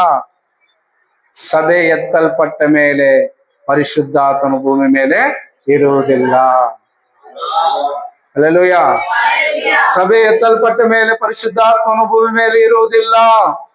ಆತನ ಕೆಲಸ ಮುಗಿಸಿಕೊಂಡು ಆತನ ಮುದ್ರೆ ಒತ್ತಲ್ಪಟ್ಟವರೆಲ್ಲರೂ ಕರ್ಕೊಂಡು ಹೋಗಿ ಮಧ್ಯಾಕಾಶದಲ್ಲಿ ಕ್ರಿಸ್ತನ ಮುಂದೆ ನಿಲ್ಲಿಸಿ ಬಿಡ್ತಾನೆ. ಆಮೇಲೆ ಆತನ ಪರಲೋಕಕ್ಕೆ ಹೋಗ್ಬಿಡ್ತಾನೆ. ಆಮೇಲೆ ಪರಿಶುದ್ಧಾತ್ಮನ ಭೂಮಿ ಮೇಲೆ ಇರೋದಿಲ್ಲ. ಆಮೇಲೆ ಸುವಾರ್ತೆ ಹೇಳುವವರು ಇರೋದಿಲ್ಲ, ಹೇಳಿದ್ರು ಫಲ ಇರೋದಿಲ್ಲ. ಕಷ್ಟ. ಅದಕ್ಕೆ ಕೈ ಬಿಡಲ್ಪಡುವುದು ಬಹಳ ದುಃಖಕರವಾದದಂತೆ. ಯಾರ್ಯಾರು ಸಿದ್ಧರಾಗಲಿಲ್ಲವೋ ಆ ದಿನವು ತುಂಬಾ ದುಃಖಕರವು ಅಂತ ಹಾಡುಗಾರ ಹೇಳ್ತಾನೆ. ಆಮೇನ್. ಅದಕ್ಕೆ ನಾವ್ಯಾವಾಗಲೂ ಏನಾಗಿರ್ಬೇಕು? ಸಿದ್ಧರಾಗಿರ್ಬೇಕು. ಸಿದ್ಧಪಡಿಸುವವರು ಯಾರು? ಪರಿಶುದ್ಧಾತ್ಮನೇ. ಪರಿಶುದ್ಧಾತ್ಮನ ಸಹಾಯ ಪ್ರತಿದಿನ ಪ್ರತಿಕ್ಷಣ ಕೇಳ್ತಾ ಇರ್ಬೇಕು ನಾವು. ಆತ್ಮನೇ ನನ್ನನ್ನು ಬಲಪಡಿಸು, ಆತ್ಮನೇ ನನಗೆ ಸಹಾಯ ಮಾಡು, ಆತ್ಮನೇ ನನ್ನನ್ನು ಉಜ್ಜೀವಿಸ ಮಾಡಯ್ಯ. ಒಂದು ವೇಳೆ ಪ್ರಾರ್ಥನಾ ಬಲ ಕಮ್ಮಿ ಆಗಿದೆಯಾ? ಪ್ರಾರ್ಥಿಸಿರಿ, ಆತ್ಮನ ಸಹಾಯವನ್ನು ಕೇಳ್ರಿ. ಒಂದು ವೇಳೆ ಸತ್ಯವೇದ ಅರ್ಥ ಆಗ್ತಾ ಇಲ್ವಾ? ಕೇಳ್ರಿ ಆತ್ಮನ ಸಹಾಯವನ್ನು. ಒಂದು ವೇಳೆ ವಾಕ್ಯ ಅರ್ಥ ಆಗ್ತಾ ಇಲ್ವಾ? ಕೇಳ್ರಿ. ಆತ್ಮನ ನಮಗೆ ಸಹಾಯಕನಾಗಿದ್ದೇನೆ. ಇವಾಗ ಎಲ್ಲ ವಿಚಾರಗಳಲ್ಲಿ ಕೂಡ ಪರಿಶುದ್ಧಾತ್ಮನೇ ನಮಗೆ ಸಹಾಯಕನಾಗಿ ಕೊಡಲ್ಪಟ್ಟಿದ್ದಾನೆ. ಈಗ ನೀವೇನು ಡೌಟ್ ಇದ್ರು, ಏನು ಶಕ್ತಿ ಬೇಕಾದರೂ, ಏನು ಅದ್ಭುತ ನಡಿಬೇಕಾದ್ರೂ, ಏನು ಮಾಡಬೇಕಾದ್ರೂ ಕೂಡ ಆತ್ಮನೇ ನಮಗೆ ಸಹಾಯ ಮಾಡಬೇಕು. ದೇವರೇ, ನಾನು ಪ್ರಾರ್ಥನೆ ಮಾಡಕ್ ಆಗ್ತಾ ಇಲ್ಲ ತಂದೆ, ನನಗೆ ಬಹಳ ಬಲಹೀನತೆ ಇದೆ ಶರೀರದಲ್ಲಿ ಅಂದಾಗ ಆ ಆತ್ಮನೇ ನಮಗೋಸ್ಕರ ಮಾತಿಲ್ಲದ ನರಳಾಟದಿಂದ ಕರ್ತನನ್ನು ಬೇಡುವನಾಗಿದ್ದಾನೆ. ಹಲ್ಲೆಲೂಯಾ. ಆ ಶಕ್ತಿಯನ್ನು ಕೇಳುವಾಗ ನಿನ್ನ ಅಶಕ್ತಿಯನ್ನು ನೆನಪು ಮಾಡಿಕೊಂಡು ಆತ ನಿನಗಾಗಿ ಪ್ರಾರ್ಥನೆ ಮಾಡ್ತಾನೆ. ನೋಡಿ, ಎಲ್ಲಾ ವಿಚಾರಗಳಲ್ಲಿ ಕೂಡ ನಮಗೆ ಯಾರು ಬೇಕಾಗಿದ್ದಾನೆ? ಪರಿಶುದ್ಧಾತ್ಮನು ಬೇಕಾಗಿದೆ. ನಿಮ್ಮ ನಂಬಿಕೆ ಹೆಚ್ಚಾಗಬೇಕಾ? ಆತ್ಮನೇ ನಿಮಗೆ ಸಹಾಯ ಮಾಡಬೇಕು. ಹಲ್ಲೆಲೂಯಾ. ನೀನು ಪರಲೋಕದ ಬಗ್ಗೆ ತಿಳ್ಕೋಬೇಕಾ? ಪರಿಶುದ್ಧಾತ್ಮನೇ ನಿನಗೆ ಪ್ರತ್ಯಕ್ಷತೆ ತೋರಿಸಬೇಕು. ಆಮೇನ್. ಹಾಗಾದ್ರೆ ಈಗ ಏಸಪ್ಪ ನಿಮ್ಮ ಜೊತೆಯಲ್ಲಿ ಬಂದು ಮಾತಾಡ್ತಾನ? ಏಸಪ್ಪ ಈ ಭೂಮಿ ಬಂದು ಮಾತಾಡ್ತಾರ? ಇಲ್ಲ, ಮಾತಾಡಲ್ಲ. ಈಗ ಮಾತಾಡ್ತಾ ಇರೋದು ಏಸಪ್ಪ ಅಲ್ಲ, ಏಸಪ್ಪನ ಮಾತನ್ನು ಪವಿತ್ರ ಆತ್ಮನ ನಮ್ಮ ಜೊತೆ ಮಾತಾಡ್ತಾನೆ. ಹಲ್ಲೆಲೂಯಾ. ಯೇಸು ಸ್ವಾಮಿ ಎಲ್ಲಿದ್ದಾರೆ? ಪರಲೋಕದಲ್ಲಿ ತಂದೆ ಬಲಭಾಗದಲ್ಲಿ ಸಿಂಹಾಸನಾಸೀನನಾಗಿದ್ದಾರೆ. ಇನ್ನು ಕೆಲವು ಕಾಲ ಅವತ್ತನ್ನು ಅಲ್ಲೇ ಇರ್ಬೇಕಂತೆ. ಹಾಗಾದ್ರೆ ಈಗ ನಮ್ಮೊಂದಿಗೆ ಮಾತಾಡ್ತಾ ಇರುವುದು ಯಾರು? ಈಗ ನಮಗೆ ದರ್ಶನ ಕೊಡುವುದು ಯಾರು? ಈಗ ನಮಗೆ ಪ್ರಕಟಣೆ ಮಾಡುವುದು ಯಾರು? ಒಂದು ವೇಳೆ ಕನಸು ಕೊಡುವುದು ಯಾರು? ಎಲ್ಲ ಪರಿಶುದ್ಧಾತ್ಮನೇ. ಈಗ ಪರಿಶುದ್ಧಾತ್ಮನೇ ಲೋಕದಲ್ಲಿ ಕ್ರೈಸ್ತತ್ವವನ್ನು ನಡೆಸ್ತಾ ಇರುವುದು. ಆದ್ದರಿಂದ ಪರಿಶುದ್ಧಾತ್ಮನ ಇಲ್ಲದೇನೆ ಯೇಸುವನ್ನು ನೋಡಿಬಿಡ್ತೀವಿ. ಯೇಸು ನನಗೆ ಕಾಣಿಸ್ಬಿಟ್ಟ, ಅದು ಇದು ಮತ್ತೊಂದು ಅಂತ ಯಾರು ಕೂಡ ಮಾತಾಡಿಕೊಳ್ಳೋದಕ್ಕೆ ಸಾಧ್ಯ ಇಲ್ಲ. ಹಂಗೆ ಮಾತಾಡಿದರೆ ಅದು ಅಸತ್ಯ, ಸುಳ್ಳು. ಆಮೇನ್. ಅದಕ್ಕೆ ದೇವರ ಮಕ್ಕಳ ಪರಿಶುದ್ಧಾತ್ಮನನ್ನು ಯಾವಾಗಲೂ ನಿಮ್ಮೊಂದಿಗೆ, ಯಾವಾಗಲೂ ನಿಮ್ಮ ಬಳಿಯಲ್ಲಿ ಇರಿಸ್ಕೋಬೇಕು ನೀವು. ಆತ್ಮನೇ ನನ್ನ ಜೊತೆಯಲ್ಲಿ ಬಾ, ಆತ್ಮನೇ ನನ್ನೊಂದಿಗೆ ಮಾತಾಡು, ಆತ್ಮನೇ ನನ್ನನ್ನು ನಡೆಸು ಒಳ್ಳೆಯ ಮಾರ್ಗದಲ್ಲಿ, ಕ್ರಿಸ್ತನ ಮಾರ್ಗದಲ್ಲಿ ಅಂತ ನೀವು ಪ್ರತಿ ಕ್ಷಣ ಸಹಾಯವನ್ನು ಆತ್ಮನನ್ನೇ ಕೇಳ್ಕೋಬೇಕಂತ. ಹಲ್ಲೆಲೂಯಾ. ಆತ್ಮನ ಸಹಾಯವಿಲ್ಲದೇನೆ ನಾವು ಕ್ರಿಸ್ತನಲ್ಲಿ ಬೆಳೆಯಲಿಕ್ಕೆ, ದರ್ಶನ ಹೊಂದಲಿಕ್ಕೆ, ಅಭಿಷೇಕ ಹೊಂದಲಿಕ್ಕೆ ಯಾವುದರಿಂದಲೂ ಕೂಡ ನಮ್ಮಿಂದ ಸಾಧ್ಯ ಆಗಲ್ಲ ಪ್ರಿಯ. ಅದಕ್ಕೆ ಯೇಸುವಿನ ಎಲ್ಲ ಪ್ರತ್ಯಕ್ಷತೆಗಳೀಗ ಆತ್ಮನೇ ನಮಗೆ ತೋರಿಸುವಾತನಾಗಿದ್ದಾನೆ. ಹಲ್ಲೆಲೂಯಾ. ಅದಕ್ಕೆ ಆತ್ಮನನ್ನು ನಂದಿಸುವಂತಹ ಸಭೆಗಳ ಮಧ್ಯದಲ್ಲಿ ನಾವು ಎಚ್ಚರವಾಗಿರ್ಬೇಕು. ಆತ್ಮ ಎಲ್ಲ ದೇವರ ಸಂಗಡ ನಾವು ಒಡನಾಟ ಮಾಡಬಾರ್ದು, ಅಂತವ್ರ ಸಹವಾಸ ಮಾಡಬಾರ್ದು. ಯಾಕಂದ್ರೆ ಅವರು ಸತ್ತದ್ದಲ್ಲದೆ ನಮ್ಮನ್ನು ಸಾಯಿಸ್ತಾರೆ. ಅವರು ಸತ್ತವರಾಗಿರ್ತಾರೆ, ಆತ್ಮನಲ್ಲಿ ಅವರು ಸತ್ತವರಾಗಿರ್ತಾರೆ, ಜೀವ ಇರಲ್ಲ ಅವರಲ್ಲಿ. ಆದ್ದರಿಂದ ನಾವು ಜೀವಂತವಾಗಿರ್ಬೇಕಾ? ನಾವು ಆತ್ಮ ಸಂಬಂಧವಾದವರ ಜೊತೆಯಲ್ಲಿ ನಮ್ಮ ಒಡನಾಟ ಇರಬೇಕು. ಅಭಿಷೇಕದಲ್ಲಿ ನಾವು ನಡೆಯಬೇಕು ಭೂಮಿ ಮೇಲೆ. ಆತ್ಮನ ಸಹಾಯದಿಂದಲೇ ನಮ್ಮ ಜೀವಿತವನ್ನ ಕಟ್ಟಿಕೋಬೇಕು. ಆಮೇನ್. ಇಲ್ಲದಿದ್ದರೆ ನಾವು ಕೂಡ ಏನಂತಾರೆ, ಸಂಪ್ರದಾಯ ಕ್ರೈಸ್ತರು ಅಥವಾ ನಾಮಕಾರ್ಥ ಕ್ರೈಸ್ತರಾಗಿ ಜೀವನ ಮಾಡಬಹುದು ಅಷ್ಟೇ. ಹಲ್ಲೆಲೂಯಾ. ಅದಕ್ಕೆ ದೇವರ ಮಕ್ಕಳೇ, ನಮಗೆ ಎಂತ ಉನ್ನತವಾದ ಸ್ಥಿತಿ ಕೊಟ್ಟಿದ್ದಾನೆ ಗೊತ್ತಾ? ಆತ್ಮನಿಂದ ಜೀವಿಸುವುದಕ್ಕಾಗಿ ಆತ್ಮನಿಂದಲೇ ನಾವು ಕೊಂಡೊಯ್ಯುವಂತ ಅವಕಾಶವನ್ನು ದೇವರು ನಮ್ಗೆ ಕೊಟ್ಟಿದ್ದಾನೆ. ಅದನ್ನು ಕಳ್ಕೋಬೇಡಿ, ಅದನ್ನು ವ್ಯರ್ಥ ಮಾಡ್ಕೋಬೇಡಿ. ಪರಿಶುದ್ಧಾತ್ಮನನ್ನು ಯಾವಾಗಲೂ ನಿಮ್ಮ ಸ್ನೇಹಿತನಾಗಿಟ್ಟುಕೊಳ್ರಿ, ನಿಮ್ಮ ದೇವರಾಗಿಟ್ಟುಕೊಳ್ರಿ, ನಿಮ್ಮ ಜೊತೆಗಾರನಾಗಿಟ್ಟುಕೊಳ್ರಿ. ಅದಕ್ಕೆ 51ನೇ ಕೀರ್ತನೆಯಲ್ಲಿ ದಾವೀದ ಭಕ್ತನು ಪ್ರಾರ್ಥನೆ ಮಾಡ್ತಾನೆ, ಕರ್ತನೇ ನಿನ್ನ ಪರಿಶುದ್ಧಾತ್ಮ ನನ್ನಿಂದ ತೆಗೆಯಬೇಡ, ನನ್ನ ಆಸ್ತಿ ತೆಗೆದು ಬಿಡು, ನನ್ನ ರಾಜನ ಸ್ಥಾನ ತೆಗೆದು ಬಿಡು, ನನ್ನ ಕಿರೀಟ ತೆಗೆದು ಬಿಡು, ಒಂದು ವೇಳೆ ನನ್ನ ಪ್ರಾಣ ಬೇಕಾದ್ರೆ ತಗೊಂಡ್ಬಿಡು, ಪರಿಶುದ್ಧಾತ್ಮನನ್ನು ಮಾತ್ರ ನನ್ನಿಂದ ತೆಗೆಯಬೇಡ. ಯಾಕಂದ್ರೆ ಪರಿಶುದ್ಧಾತ್ಮನ ಇಲ್ಲದೆ ಹೋದರೆ ನಿನ್ನ ಬಳಿಗೆ ನಾನು ಬರ್ಲಿಕ್ಕೆ ಆಗಲ್ಲ ದೇವರೇ. ಅಲ್ಲೆಲ್ಲೂಯ. ಇದು ಗೊತ್ತಿಲ್ಲದ ಅನೇಕರು ಅಮಾಯಕರು ಏನ್ ಮಾಡ್ತಾರೆ, ಏನೋ ಅನುಭಾಷೆ ಮಾತಾಡ್ಬೇಕಾ, ಏನು ಅಭಿಷೇಕ ಬೇಕಾ, ಇದೆಲ್ಲ ಆ ಕಾಲಕ್ಕೆ ಸರಿ ಹೋಯ್ತು, ಈಗೇನಕ್ಕೆ. ಅಲ್ಲೆಲ್ಲೂಯ. ಈಗ ಏನಕ್ಕೆ ಅಂದ್ರೆ ನೀನ್ ಇಲ್ಲೇ ಇರ್ಬೇಕಷ್ಟೆ, ಹೌದಲ್ವಾ? ಆತ್ಮನೇ ಇಲ್ಲ ಅಂದ್ರೆ ನೀನ್ ಇಲ್ಲೇ ಇರ್ತೀಯ ಅಷ್ಟೇ. ಅದಕ್ಕೆ ಮೇಘವಾಹನನಾಗಿ ಆತನು ಭೂಮಿಗೆ ಆಕಾಶಕ್ಕೆ ಮಧ್ಯಾಕಾಶಕ್ಕೆ ಬರ್ತಾನಂತೆ. ಆತನು ಬರುವಾಗ ಎಲ್ಲರ ಕಣ್ಣುಗಳು ಆತನನ್ನು ನೋಡ್ತಾವಂತೆ. ಹಲ್ಲೆಲೂಯ. ಯೇಸು ಮಧ್ಯಾಕಾಶಕ್ಕೆ ಬಂದಾಗ ಎಲ್ಲರ ಕಣ್ಣುಗಳು ಆತನನ್ನು ಕಾಣುವು. ಆತನನ್ನು ಈರಿದವರು ಸಹ ಕಾಣ್ತಾರೆ. ಭೂಮಿಯಲ್ಲಿರುವ ಎಲ್ಲಾ ಕುಲದವರು ನೋಡಿ ಎದೆ ಬಡ್ಕೊಂತಾರೆ. ಇವರಲ್ಲಿ ಯಾರು ಗೊತ್ತಾ? ಆತ್ಮ ಹೊಂದದೇ ಇರುವರು, ಆತ್ಮ ಇಲ್ಲದೆ ಇರುವರು, ಆತ್ಮದಲ್ಲಿ ಸತ್ತೋಗಿರೋರು. ಹಲ್ಲೆಲೂಯ. ಸಭೆ ಅಂದ್ರೆ ಎರಡು ರೀತಿ ಇರುತ್ತದೆ. ಆತ್ಮ ಇರುವಂತ ಸಭೆ, ಆತ್ಮ ಇಲ್ಲದೆ ಇರುವಂತ ಸಭೆ. ಆ ಸಭೆಯಲ್ಲೂ ಕೂಡ ಎರಡು ಭಾಗ ಇರ್ತವೆ, ಆತ್ಮ ಉಳ್ಳವರು, ಆತ್ಮ ಇಲ್ಲದೆ ಇರುವರು. ಅದರಲ್ಲೂ ಕೂಡ ಎರಡು ರೀತಿ ಇರ್ತಾರೆ. ಸ್ವಲ್ಪ ಆತ್ಮ ಹೊಂದಿದವರು, ಹೆಚ್ಚಿನ ಆತ್ಮ ಹೊಂದಿದವರು. ಹಲ್ಲೆಲೂಯ. ಈ ಎಲ್ಲದರಲ್ಲೂ ಮುಖ್ಯವಾದ ಪಾಯಿಂಟ್ ಏನು ಗೊತ್ತಾ? ಆತ್ಮ ಇರಲೇಬೇಕು. ಆತ್ಮ ಇಲ್ಲದಿದ್ದರೆ ವಿಮೋಚನೆ ಇರುವುದಿಲ್ಲ. ಹಾಗಾದ್ರೆ ಸಭೆಗೆ ಸಿದ್ಧತೆ ಮಾಡ್ತಕ್ಕಂಥವನಾಗಿರುವಂತ ಪರಿಶುದ್ಧಾತ್ಮನ ಇಲ್ಲದೇನೆ ಆ ಸಭೆ ಹೆಂಗೆ ಸಿದ್ಧ ಆಗತ್ತೆ? ನಾವ್ ಅಂದ್ಕೊಂಡಿದೀವಿ ಸೇವಕರು ಸಿದ್ಧಪಡಿಸ್ತಾರಂತ. ಅಲ್ಲ, ಸೇವಕರ ಮೂಲಕ ದೇವರಾತ್ಮನ ಸಿದ್ಧಪಡಿಸ್ತಾ ಇರ್ತಾನೆ. ಹಾಗಾದ್ರೆ ನಮ್ಮನ್ನು ಅಲಂಕಾರ ಮಾಡುವುದು, ಮದುವೆಯ ಕನ್ಯೆಯನ್ನು ಅಥವಾ ಮೊದಲಿಗಿತ್ತಿನ ಸಿದ್ಧಪಡಿಸ್ತಾ ಇರೋದು ಯಾರು? ಪರಿಶುದ್ಧಾತ್ಮನೇ. ಹೌದಾ? ಈಗ ಎಲಿಯಾಜರ್ ಯಾರು? ಪರಿಶುದ್ಧಾತ್ಮನಿಗೆ ಸಾದೃಶ್ಯ. ಆತನ ಇಸಾಕನಿಗೆ ಹೆಣ್ಣನ್ನು ತಗೊಂಡು ಬರ್ಬೇಕಾದ್ರೆ ಹೋಗುವಾಗ ಅಲ್ಲಿ ರೆಬಕ್ಕಳನ್ನು ಅಲಂಕಾರ ಮಾಡಿದ್ದು, ವಸ್ತುಗಳನ್ನು ಕೊಟ್ಟಿದ್ದು ಯಾರು? ಈ ಎಲಿಯಾಜರೇ. ಅಂದ್ರೆ ಪರಿಶುದ್ಧಾತ್ಮನೇ ನಮಗೆ ಶೃಂಗರಿಸಬೇಕು. ನಮ್ಮನ್ನು ಮದುವೆ ಮೊದಲಗಿತ್ತಿಯನ್ನು ಸಿದ್ಧಪಡಿಸುವುದೇ ಪರಿಶುದ್ಧಾತ್ಮನು. ಆತನು ಎಂಥ ವಸ್ತ್ರದಿಂದ? ಪರಿಶುದ್ಧತ್ವ ಎಂಬ ವಸ್ತ್ರದಿಂದ ನಮ್ಮನ್ನು ಅಲಂಕರಿಸಿ, ಶ್ರೇಷ್ಠವಾದ ವರದಾನಗಳಿಂದ ನಮ್ಮನ್ನು ಶೃಂಗರಿಸಿ, ಎಂತ ಉಂಗುರ ಕೊಡ್ತಾನಂತೆ? ಮುದ್ರೆ. ಆತ್ಮನ ಮುದ್ರೆ, ಉಂಗುರ. ಮುದ್ರೆ ಅಂದ್ರೆ ಉಂಗುರ. ಯಾರಿಗೆ ಪ್ರದಾನ ಮಾಡ್ತಾ ಇದ್ದಾನೆ ನಮ್ಮನ್ನು? ಯೇಸು ಸ್ವಾಮಿಗೆ ನಮ್ಮನ್ನು. ಪ್ರದಾನ ಅಂದ್ರೆ ಏನು ಅರ್ಥ ಆಗ್ತಾ ಇದೆಯಾ? ಪ್ರದಾನ ಅಂದ್ರೆ ಏನು? ನಿಶ್ಚಿತಾರ್ಥ ಮಾಡ್ತಾ ಇದ್ದಾನೆ, ಎಂಗೇಜ್ಮೆಂಟ್. ಉಂಗುರ ಕೊಡುವುದು ಯಾರು?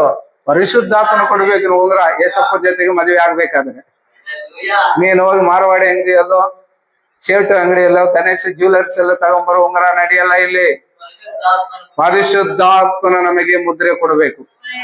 ಆ ಉಂಗುರ ಆತನಿಟ್ರೇನೆ, ಆ ಉಂಗುರ ಇರೋರೇನೆ ಆತನಿಗೆ ಹೆಂಡತಿ ಆಗ್ತಾರೆ. ಆ ಉಂಗುರ ಇರೋರೇನೆ ಪರಲೋಕದಲ್ಲಿ ಏಸಪ್ಪನ ಜೊತೆ ವಾಸ ಮಾಡ್ತಾರೆ. ಉಂಗುರ ಇಲ್ಲದೆ ಇರೋರೆಲ್ಲ ಇಲ್ಲೇ ಇರ್ತಾರೆ. ಹಲ್ಲೆಲೂಯ. ಆತನನ್ನು ಸೇರಿಕೊಳ್ಳುವುದೇ ಮದುವೆ. ಆ ಸೇರ್ಕೋಬೇಕಾದ್ರೆ ಏನಿರ್ಬೇಕು? ಉಂಗುರ ಇರಬೇಕು ಅಂತ. ಉಂಗುರ ಯಾರು ಕೊಡೋದು? ಪರಿಶುದ್ಧಾತ್ಮನು ಕೊಡ್ತಾನೆ. ಆ ಉಂಗುರ ಇರೋನು ಮಾತ್ರವೇ ಎತ್ತಲ್ಪಡ್ತಾನೆ. ಆ ಉಂಗುರವನ್ನು ಕಳ್ಕೊಂಡವನಿಗೆ ಏನಿಲ್ಲ, ಎತ್ತಲ್ಪಡುವಿಕೆ ಇಲ್ಲ. ಮೊದಲನೆಯ ಪ್ರಥಮ ಫಲ ಆಗುವಂತ ಅವಕಾಶ ಅವರಿಗೆ ಸಿಗುವುದಿಲ್ಲ. ಪ್ರೇರೆ ಕೈ ಬಿಡಲ್ಪಟ್ಟಂತ ಸಭೆ ಆಗ್ತದೆ. ಆಮೇನ್. ಅದಕ್ಕೆ ನಿಮ್ಮ ಉಂಗುರವನ್ನೇ ಕಾಪಾಡ್ಕೋಬೇಕು, ನಿಮ್ಮ ಮದುವೆ ಹೆಸರನ್ನು ಕಾಪಾಡ್ಕೋಬೇಕು, ನಿಮ್ಮ ಪಾತಿವ್ರತ್ಯವನ್ನು ಕಾಪಾಡ್ಕೋಬೇಕು. ಯಾಕಂದ್ರೆ ಯೇಸು ಸ್ವಾಮಿಯನ್ನು ಎದುರುಗೊಳ್ಳೋದಂದ್ರೆ ಎಲ್ಲಾರು ಹೋಗಿ ಸೇರ್ಕೊಳ್ಳಲ್ಲ. ಎಲ್ಲಾರು ಹೋಗಿ ಸೇರ್ಬಿಟ್ಟು ಏಸಪ್ಪನ ಹತ್ರ ಸೇರ್ಕೊಂಡು ನಾನೇ ಮೊದಲಿಗಿತ್ತಂತ ಹೇಳಕ್ಕಾಗಲ್ಲ. ಆತನ ಮಹಾಪರಿಶುದ್ಧನಾದ ದೇವರು. ಆ ಪರಿಶುದ್ಧ ದೇವರ ಕರ್ತನನ್ನು ಎದುರುಗೊಳ್ಳಬೇಕಾದ್ರೆ ನಮ್ಮಲ್ಲಿ ಅದೇ ಇರ್ಬೇಕಲ್ವಾ?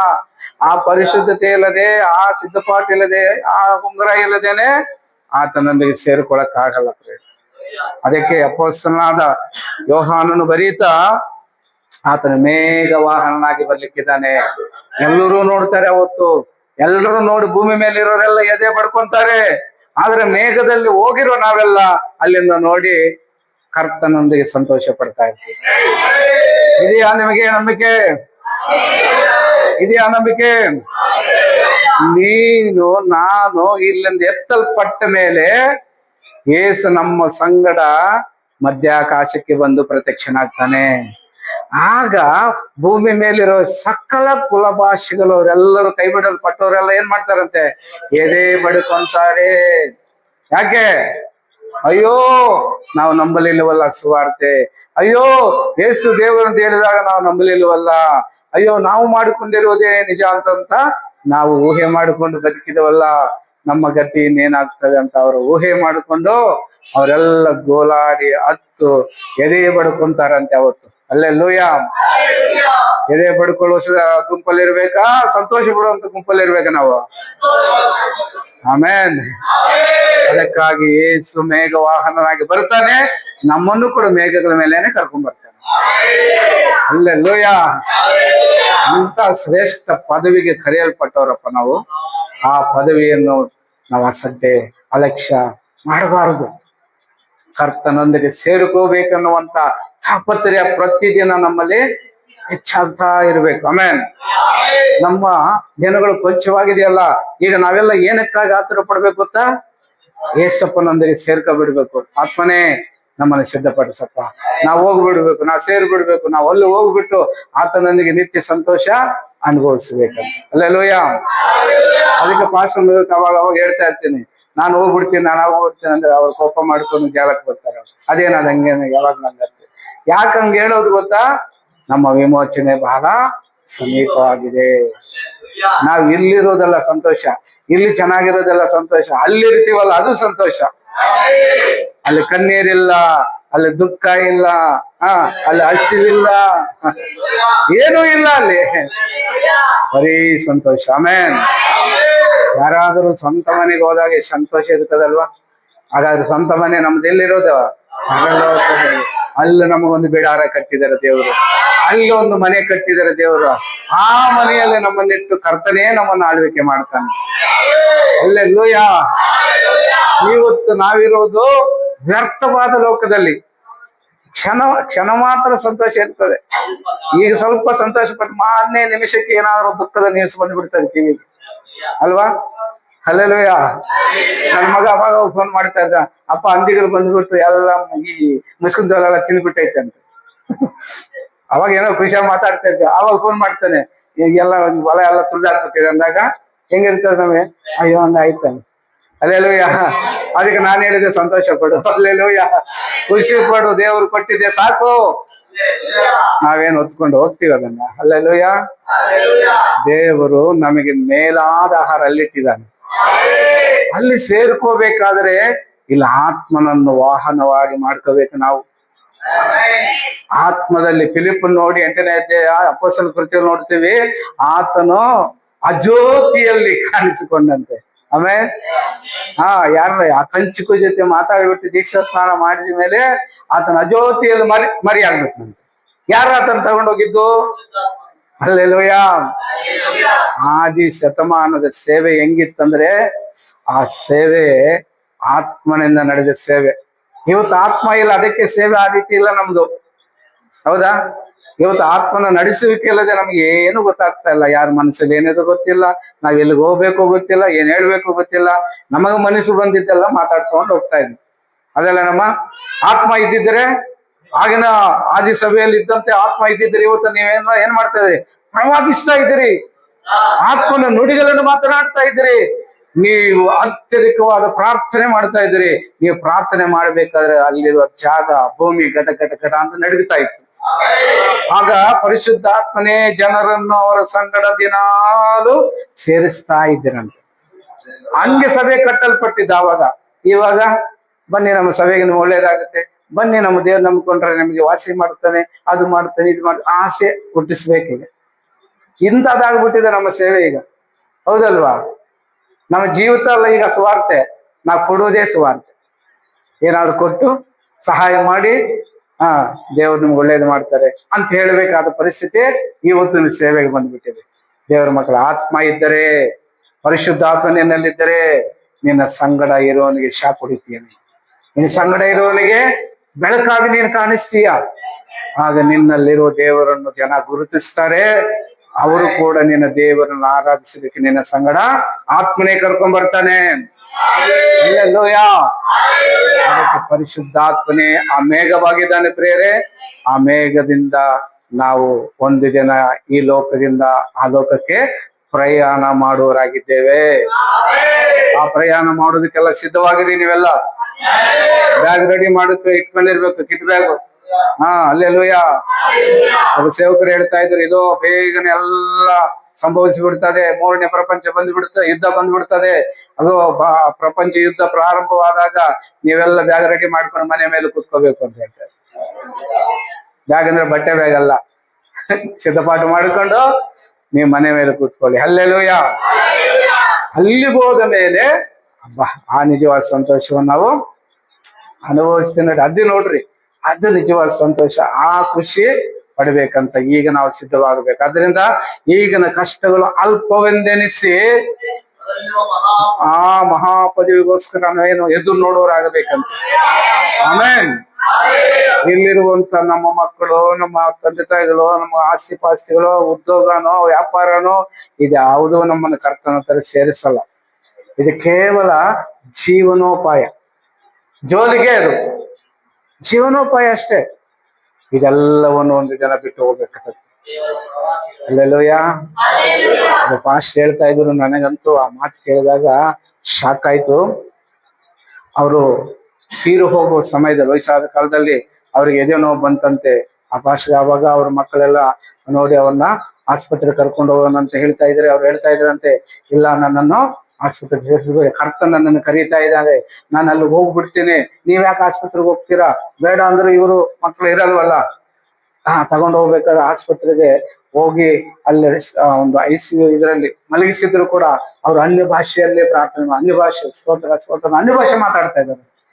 ಅನ್ಯ ಭಾಷೆ ಮಾತಾಡ್ತಾ ಮಾತಾಡ್ತಾ ಸ್ವಲ್ಪ ಸಮಯ ತುಂಬಾ ನಗು ಮುಖದಿಂದ ಸಂತೋಷ ಪಟ್ಟು ಪ್ರಾಣ ಬಿಟ್ಟರು. ಅಲ್ಲೆಲ್ಲೂಯಾ. ಅದಲ್ವ ಸಾವು ಅಂದ್ರೆ, ಸಾವಲ್ಲ, ಬಿಡುಗಡೆ ನಮಗೆ. ಅಲ್ಲೆಲ್ಲೂಯಾ. ಹಾಗಿರ್ಬೇಕಂತ ನಮ್ಮ ಜೀವನ ನೋಡಿ. ಯಾಕಂದ್ರೆ ಲೋಕ ಪ್ರಾಣ ಹೋಗುವುದು, ಮರಣ ಅಂದ್ರೆ ಭಯ, ಸತ್ತೋಗ್ಬಿಡ್ತೀರಂತೆ ಭಯ ಅಂತ. ನಮಗೆ ಭಯ ಮರಣಕ್ಕಾಗಿ ಅಲ್ಲ, ನಾವು ಬಿಡುಗಡೆ ಆಗ್ತೀವಂತ ಸಂತೋಷ ನಮಗೆ. ಆ ಬಿಡುಗಡೆ ಆಗ್ಬೇಕಾದ್ರೆ ಏನಿರ್ಬೇಕು ನಿನ್ನಲ್ಲಿ? ಮೇಘ ಇರ್ಬೇಕು, ಎಣ್ಣೆ ಇರ್ಬೇಕು, ಅಭಿಷೇಕ ಇರ್ಬೇಕು, ಏಸಪ್ಪನ ಆತ್ಮ ಇರ್ಬೇಕು ನಿಮ್ಮಲ್ಲಿ. ಆಗ ನಿಮ್ಮ ಜೀವಿತ ಸಂತೋಷವಾಗಿ ಕೊನೆಗಾಣಿಸ್ತೀರ. ಇಲ್ಲ ಅಂದ್ರೆ ಏನ್ ಮಾಡ್ತಾರೆ ಜನ? ನರಳಿ ನರಳಿ ನರಳಿ ನರಳಿ ಅಷ್ಟೇ. ಸಾಯ್ಬೇಕಾದ್ರೂ ಗೋಳಾಡ್ಬಿಟ್ಟು ಸಾಯ್ತಾರೆ. ಯಾಕಂದ್ರೆ ಅವಾಗ ಅವ್ರಿಗೆ ಮಾನಸಾಂತರ ಆಗ್ತದೆ, ಆವಾಗ ಅವರು ಪಶ್ಚಾತ್ತಾಪ ಹುಟ್ಟುತ್ತದೆ ಕೆಲವರು ಸಾಯ್ಬೇಕಾದ್ರೆ. ಅದಕ್ಕೆ ಕೆಲವರು ಬೇಗ ಸಾಯಲ್ಲ, 2 ದಿವಸ 3 ದಿವಸ ಹಂಗೇ ಪ್ರಾಣ ಹೋಗದೆ ಸೌಂಡ್ ಮಾಡ್ತಾ ಇರ್ತಾರಲ್ಲ, ಏನಂತಾರೆ ಅದನ್ನ ಕನ್ನಡದಲ್ಲಿ? ನರಳಾಟ. ನರಳಿ ನರಳಿ ನರಳಿ ಪ್ರಾಣ ಬಿಡ್ತಾರೆ. ಹಲ್ಲೆಲೂಯಾ. ಯಾಕಂತ ಸಾವು? ಆವಾಗ ಅವರಿಗೆ ಪಾಪಗಳೆಲ್ಲ ಜ್ಞಾಪಕ ಬರ್ತಾ ಇರ್ತದಂತೆ ಪ್ರಾಣ ಹೋಗುವಂತ ಸಮಯದಲ್ಲಿ. ಅಯ್ಯೋ ನಾನು ಇಂಥ ಪಾಪ ಮಾಡೋಣ, ನಾನು ಇಂಥದ್ದು ಮಾಡಿದ್ರೆ, ಅಯ್ಯೋ ನನ್ನನ್ನು ಪಾತಾಳ ಹೇಳ್ಕೊಂಡು ಹೋಗ್ತಾ ಇದೆಯಲ್ಲ, ನರಕ ನನ್ನನ್ನು ಹೇಳ್ಕೊಂಡು ಹೋಗ್ತಾ ಇದೆಯಲ್ಲ, ಅಯ್ಯೋ ಅಯ್ಯೋ ಅಂತ ಆ ಕಡೆ ಹೋಗಲಾರದೆ ಈ ಕಡೆ ಏರಲಾರದೆ ಗೋಲಾಡ್ತಾ ಇರ್ತಾರೆ. ಆಮೆನ್. ಹಲ್ಲೆಲೂಯಾ. ಆದ್ರೆ ಕ್ರಿಸ್ತನಲ್ಲಿರೋರಿಗೆ ಆ ಒಂದು ತೀರ್ಪಿಲ್ಲ ಅವರಿಗೆ. ಅದಕ್ಕೆ ಅಪೊಸ್ತಲನ ಪೌಲನು ಹೇಳ್ತಾನಲ್ಲ, ಬದುಕುವುದಾದರೆ ಕ್ರಿಸ್ತನಿಗಾಗಿ, ಲಾಭ ನಮಗೆ ಅದು. ಆಮೆನ್. ಆ ಲಾಭಕ್ಕಾಗಿ ನಾವು ತಾಪತ್ರೆ ಪಡಬೇಕು, ಕಷ್ಟ ಪಡಬೇಕು ಬೇರೆ. ಅದನ್ನೇ ಪ್ರಕಟಣೆ ಗ್ರಂಥ ಹೇಳ್ತಾ ಇದೆ, ಆತನ ಮೇಘ ವಾಹನನಾಗಿ ಬರ್ತಾನೆ. ಆ ಮೇಘ ವಾಹನರಾಗಿ ಬರುವಾಗ ನಾವು ಆತನೊಂದಿಗೆ ಇರಬೇಕು. ಆ ಮೇಘದ ಮೇಲೆ ನಾವು ಪ್ರಯಾಣ ಮಾಡಬೇಕು ಪ್ರೇಮಿ ಅಂತ. ಉನ್ನತವಾದ ಶ್ರೇಷ್ಠವಾದ ಪದವಿಗಾಗಿ ಪ್ರಯತ್ನ ಮಾಡಿ, ಪ್ರಯಾಸ ಪಡಿ, ಲೋಕ ಚಿಂತೆಯಿಂದಲ್ಲ ಪರಲೋಕ ಭಾವದಿಂದ ತುಂಬಿದವರಾಗಿ ನಿಮ್ಮ ದೇವರಿಗಾಗಿ, ನಿಮ್ಮ ದೇವರ ಎದುರುಗೊಳ್ಳೋದಕ್ಕಾಗಿ ಸಿದ್ಧವಾಗಿರಿ ಪ್ರೇರೆ. ಅದಕ್ಕಾಗಿ ಕಷ್ಟ, ಸುಖ, ದುಃಖ, ವೇದನೆ ಯಾವುದನ್ನು ಕೂಡ ನೋಡಬೇಡಿ. ಪರಲೋಕ ಸೇರುವುದೇ ನಿಮ್ಮ ಗುರಿಯಾಗಿರಲಿ ಪ್ರೇಮ ಅಂತ. ಉನ್ನತವಾದ ಶ್ರೇಷ್ಠವಾದ ಆ ಮಹಾಲೋಕವನ್ನು ನಿಮ್ಮೆಲ್ಲರೂ ದೇವರು ಅನುಗ್ರಹಿಸಿದೆ. ಆಮೇಲೆ ಪ್ರಾರ್ಥನೆ ಮಾಡಿಕೊಳ್ಳಿ. ಪಾರ್ಶ್ವ ಪ್ರಾರ್ಥನೆ ಮಾಡ್ತಾರೆ. ನಾವೆಲ್ಲರೂ ಕೂಡ ಕರ್ತನ ನಾಮವನ್ನು ಗಣಪಡಿಸ್ತಾರೆ.